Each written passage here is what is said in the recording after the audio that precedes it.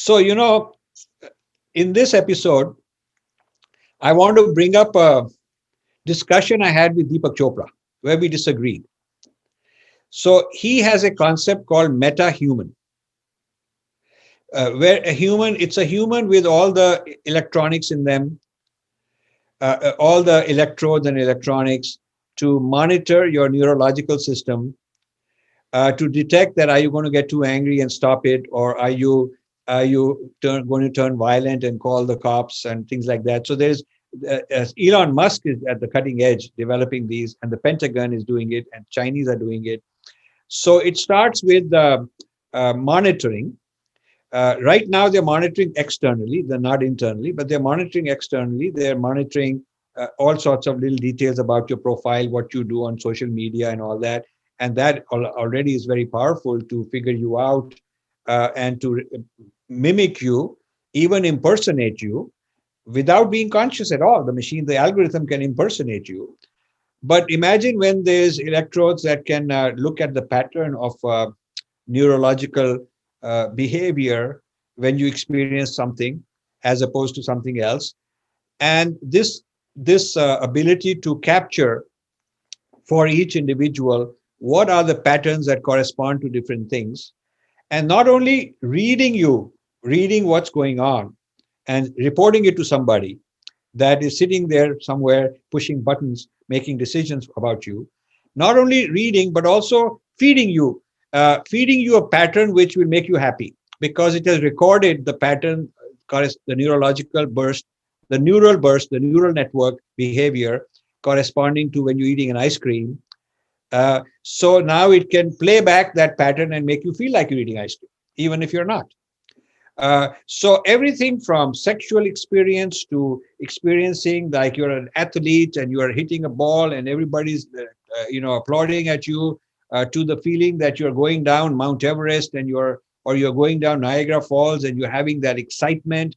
All of that, what I call hacking your first person, hacking your selfhood, uh, is being developed, and it will be launched as something good because it'll monitor bipolar, it'll monitor suicide, it'll monitor people who are rapists, and it'll instead of throwing you into prison, maybe they can put an electrode and then they can monitor you and make sure you don't do any harm. So a lot of different ways to bring this into the human body and human brain, and then turn this into entertainment. So now you can live in a fantasy world. You can live in if you subscribe to say 10 years from now, you subscribe to Netflix, then with these electrodes, if you have a lower level subscription or a medium level or a higher level subscription, according to your subscription, you will get a certain amount you will get one ice cream a week or five ice creams a week, or you will have an orgasm once a week or once a day, depending on what you subscribe to. And so basically, the human being would be turned into what Deepak Chopra called transhuman, or he called it metahuman. A lot of others, like the World Economic Forum, they've called it transhumans. And then there are people who are calling this post-human. But whatever the vocabulary is, you have a bionic entity. You have an enhanced human with all this electronic capability, which gives you more power and capacity, because maybe your heart will function better and you'll be a better athlete, and more eyes, you can play games better. But also the ability to control you. Somebody else can push your buttons. That somebody else could be the government. It could be Google giving you rights and in exchange for being able to monitor you, and Facebook figuring out what you like and feeding you. So I had this conversation with Deepak Chopra because in his book, Metahuman, he praises the future of AI and the future of metahuman as kind of like the future of humanity in a good sense. And I raised the question that this is opposite to the project to raise human consciousness through meditation. Because the movement, the consciousness movement that you're a part of, that I'm a part of, and I felt Deepak Chopra is a part of, is not like giving you an artificial, externally stimulated way to feel high, but to tap into the high feeling that's already built inside you. There's a difference between anand and pleasure. And Maharishi, when he was teaching TM, he used to call it. He used to contrast it with LSD, because people in those days were taking drugs to feel high, and so he had to show that this is not the same thing as taking a drug to feel high. It is not materially stimulated kind of a thing. This is the high. This is the anand bliss inside you already. So you are tapping into the infinite, and you're not making it artificial. So this is my topic today, right now.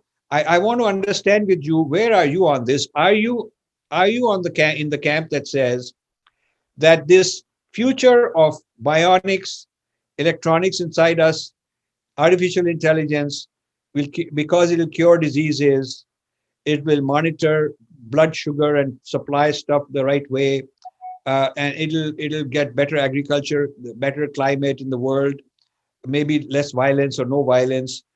Is this uh, future human being also kind of not a full organic being, because it's now also got a lot of silicon intelligence in it? Is that a good thing? Or do you feel that the path of meditation and consciousness evolution, which the tradition says is the right thing? Because I see them in a collision course. So I'd like to hear your views. Yeah, my views are clear. It's really understanding the meaning of life and the purpose of life that determines the answer to these very profound questions of technology and human potential. And if we are thinking that the purpose of life is this outer enjoyment or feeling good about oneself from the outer perspective, that will never lead to fulfillment, that will never lead to real happiness. Because even if many factors are controlled, the ultimate reality and the meaning of our life is to grow in consciousness. That is really the understanding and paradigm from not only the Vedic, of course, the Vedic perspective, but also from the logic and the reasoning that we can make out of what consciousness is, what life is, what material reality is. We usually looking for more. The nature of the mind is to look for more. But we are always looking for more through the senses towards the outside. So usually we project ourselves into the world of senses, of sensory satisfaction, of pleasures and all of that, which is very nice on its own level. But we are never satisfied. You know, you have the greatest billionaires and the greatest thinkers here and there and celebrities and all of that.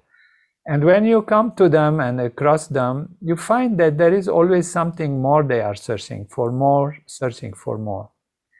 And the reason is they are not looking within to experience the true value of life, the ultimate reality of the transcendent. Because the purpose of life is to grow in consciousness, and that leads to greater happiness. This topic, of course, has been discussed in many movies. You know, The Matrix is one of them, and one would wonder if one wants to be in the Matrix, you know, and have just feel like life goes by experiencing things.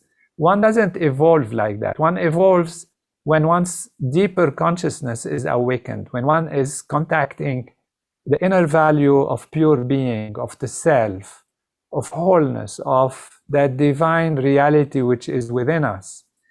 And, you know, many traditions, not only Vedic tradition, have said that we are totality, we are Brahman, Aham Brahmasmi, Sarvam Kalvidam Brahm, Vedoham.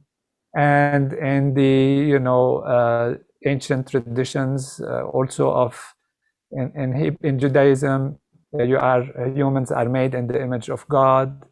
or even in Islam says the divine is closer to you than your jugular vein. In Christianity, the kingdom of heaven is within you. And all of these, the Tao, Buddhism, and all of that, they indicate that level of inner value of Satchit Ananda within, of yoga within, of unity within. And that is because we are truly made in the image of the natural law that we discussed in previous episode. We said that reality is consciousness, pure consciousness, but it has within it all the dynamics within itself by its own nature as being conscious to have all possibilities within it. We have also talked about the unified field of natural law. And what we are saying is our human structure, human physiology, as my research has shown, under the guidance of Maharishi, that our physiology is already structured like that dynamics of consciousness, that all the laws of nature are within us. The Vedas, which means the source of knowledge and understanding, is already structured in our physiology. And that joins those sayings that humans were made in the image of God, that Aham Brahmasmi, I am totality, I am wholeness, I am Brahman, that the kingdom of heaven within you, and all of these great sayings and wise teachings tell us that we already have within us what is needed. So my worries about this is that we would be disrupting that by forcing our natural evolution, ignoring that there is karma and wiping out all those realities that we don't have to work on because suddenly we are distracted by different inputs, like in the matrix, forcing us to think in a way or do things in a certain way. And therefore, whereas there will be a surface kind of satisfaction, the life and the wholeness of life and its continuity are hammered and are not necessarily improved by these realities. What we need is to transcend. We need to go beyond the surface level of the outer to the inner, to the unified field, which, as we said in the previous episode, contains all the variables and all the managing intelligence to manage the entire universe. So we want to go to that field which is within us that manages the entire universe, Aham Brahmasmi, which go to the self, back to the self, and don't disrupt that with outer values. Now, if there are outer values that can give information, that can give direct knowledge of situation, expand our ability to know what is there, that is fine. But to manage the situations and force things is going to be a very dangerous undertaking if it is not kept under control, and it will not ultimately bring true fulfillment and fulfill the purpose of life to evolve and grow in consciousness. So it's a question of understanding what is the meaning of life as a whole, where we're going. Is there continuity? Is there karma? Is there possibility to do something from consciousness level in a pure natural way or not? And my feeling and my experience is that we can truly get to that nirvana we talked about in the beginning, also in the previous two sessions or the first one, and where we have samadhi, we have settled in being, where we can see things from a holistic perspective, where we can understand true reality of life, where we can know that we are unbounded pure consciousness. And that is where we will have the ultimate peace and joy. Otherwise, it will be jerking around on surface values. And by the time even this is functional and operative, I mean, there will be possibilities of a lot of difficulties on the way. And even then, at the end, it will be disrupting the basic structure of life. So using it as medicinal part, using it as information part can have a value, but ultimately it should not impinge on the inner reality, the inner freedom and fullness of life that we can live, and that we have the machinery already to be able to live and experience. Wonderful. So I feel that this whole AI and bionics and putting neural network interventions and all that, machine learning, is a sort of a yantra. So the question is, who controls the yantra and what is their level of consciousness? So you could have a Right. Ravana was very scientific and technologically advanced fellow. He had a lot of knowledge, but he had a Rakshas mind to use it in a certain way. So if you look at the present level of humankind's ego, it's selfish, it's tribal, it's a greed, accumulation, zero sum game. If I can exploit you and get more for myself, and it's very obvious when you look at the billionaires are bigger, richer, more of them than ever before in history. There's more. If you look at the top 1% of wealth today compared to the total to bottom 50%, that gap is more than it was previously. So the rich are getting richer and they're not satisfied. They still want more. And so now the level of humankind's ego has not evolved a whole lot. And I'm talking about the people who are the powers of humanity in politics and in business and so on. Yes, there is a big spiritual movement and you are part of it, and that's fantastic. And that movement needs time and it has its own process. And it has come a long way in the last half century in the world because thanks to the movements like the Maharishi movement, things are, so many more people know about these things that we're talking about, so many more meditators. Maharishi himself, his movement initiated several million people in TM. So that's a huge accomplishment.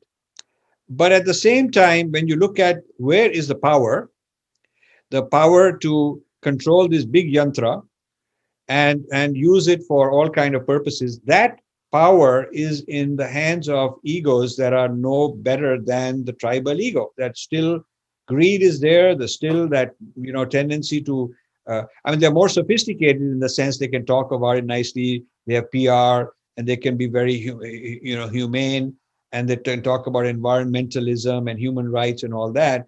But when it comes down to it, it's all about how to maximize and optimize your advertising revenue, how to get more people excited by your product and have more minutes of eyeball time. Then you can sell that to your sponsors. So how to figure out what will Dr. Nader or Rajiv want to watch and feed them that and manipulate them to spend more time so you can buy their mind share and sell it to somebody. So all of that is basically how the world is being run. So in theory, I would like that the technology continue, but be in the hands of people who are spiritually elevated and who have a higher level of consciousness and who are responsible. But when you look at the way the world is, the power of the machines and the destruction and the weapons and all of that is not necessarily in the hands of people who know how to be very responsible for humanity. They're very egotistical and very selfish, very tribal and clannish. So, therefore, given the reality of human state of consciousness in terms of evolution, not being where we would like it to be, I think the sudden arrival of this massive AI, machine learning, and supercomputing, and all, and this quantum computing, and this electronic neural networks in artificially planted in you and monitoring you and controlling you on a global dashboard. Imagine, uh, you know, uh, Mark Zuckerberg's big dashboard. He can click anything, anybody, any community, any country. He can zoom it down to an individual and put the settings, and that's how that person's life becomes. I mean, this is like a tyranny of sorts that we could head for. We could head towards. So, Yes, yes. as people who are looking at ethics from a spiritual point of view, it should be a matter of concern. So, isn't there a need for spiritual people to have an organization or a think tank or some forums to talk about spiritual, a kind of a call to self-regulation, or some kind of rules of ethics, or some kind of standards. Uh, because I don't think that that industry will self-regulate from a spiritual point of view. They will talk about it, but their mandates, the shareholders are expecting them to keep producing profits, and their mandates are growth, and they're looking for how to do this better and better.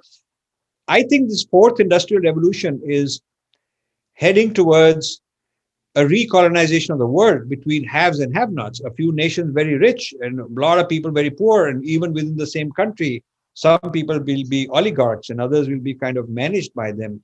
So, what do you think of the responsibility of spiritual people in this kind of a space to make sure we cannot stop this technology, but how to appeal to the leaders and how to evolve their consciousness so that there is greater responsibility?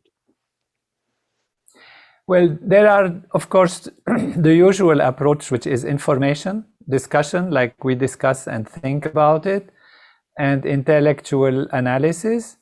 But this is, in my opinion, a slower approach and not as effective, because people can have priorities, as you beautifully mentioned, that overtake their moral judgment and their empathy and compassion, unfortunately.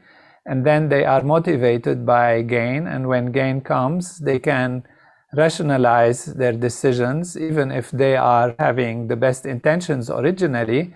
They get taken over by these instinctive kind of almost reactions due to poor awareness, poor understanding of the long-term benefits for themselves and for society and for humanity as a whole. And to do that, what we need is to actually increase consciousness and broaden consciousness, which is not just on the information level, but on the actual level of practice. We go back to consciousness as something that we have that can be limited because of stress and strain and fear and prejudice that narrows our perception of what is good and what is bad, and allows us to compute only from the perspective of very small number of parameters. Whereas if we broaden our consciousness, which is actually transcend, actually go back to the self, to that field which is not limited on the surface. So if we say the mind is like an ocean and it's active on its surface, there are waves on the surface. If we are floating on the surface, we only see the waves and the differences. But if we can go to the source of thought, the source of intelligence, which is the bottom of the ocean of the mind, where we transcend, which means we go beyond the surface and reach that field of pure consciousness, pure being, then we can think and act from a much more long-term, holistic, complete perspective, and we can see more variables, much more variables in our awareness intuitively, which means we don't have to be robotically guided, but automatically, when we are established on that field of broad understanding and broad consciousness, our intuitions, our desires, like the great rishis and wise people that we go to, they're not necessarily experienced in artificial intelligence or mathematics or physics or anything specific. They are deep in themselves, and that self is the self of everything. It's the self of the universe. And it opens the awareness to wiser perspective, broader understanding, more caring, more understanding for the benefit of all over the longest period of time, not just immediate satisfaction of desires and needs on the short term, forgetting the holistic, complete perspective of being part of a society, being part of life as a whole that allows us to grow. And so what we need is really, I say it very simply, not just, because I am part of this program that I learned from Maharishi, but because of scientific conviction, What we need is for people simply to practice transcendental meditation, practice the advanced techniques of transcending, practice it together, and then we have seen repeatedly and scientifically that the individuals are better, that society is better, that there is reduction in crime, reduction in conflict, and decision making is in the direction of evolution for wholeness, where people can really completely continue to have their desires fulfilled on a personal level, but they can see also the well-being of society for their own benefits, the benefits of the next generation, and for our world to continue in a healthy and happy way towards higher evolution and higher states of being and fulfillment ultimately. So, Dr. Nader, I think we have an amazing resonance and meeting of the minds. So, is there a way we can work together? I mean, I would love to, especially in this new challenge of AI and the intervention into the human brain to create metahumans and transhumans and posthumans, the ethical dimensions from a spiritual point of view. Right now, the ethical dimensions are being looked at from a physical human rights point of view. Will it give more food? Can you administer equality? Can you have algorithms where you allocate governance better? But none of that really has anything to do with raising the quality of consciousness of the person. So people Right. from higher consciousness will make different decisions than people from lower consciousness, even if they have the same data, the same information. So how to do that Exactly. is a very big challenge, especially in light of this new power, this new yantra that has come out.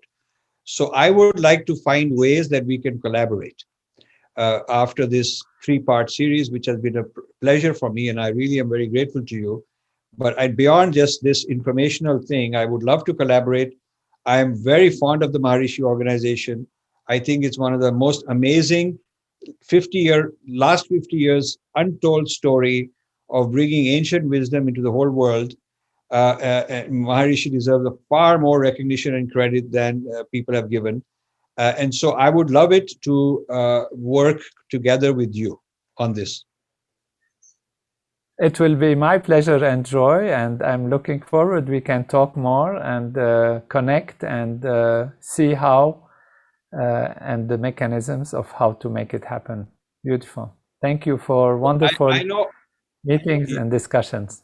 yes, I know Candace in Fairfield and a few others who are there, who are the leaders in your organization, and I've stayed in touch with them.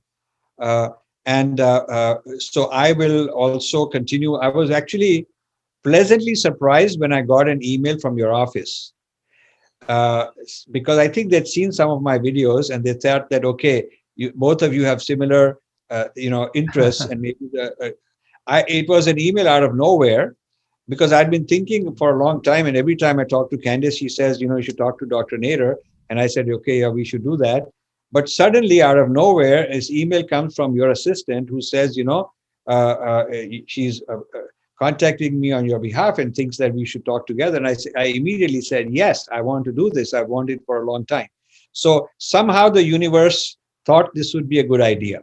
And here we are. Great. And I feel that Wonderful. once this COVID allows us, we should physically get together in some place and discuss what all we can do. Maybe I'll bring some of my team members and we can come up with some concrete action plans.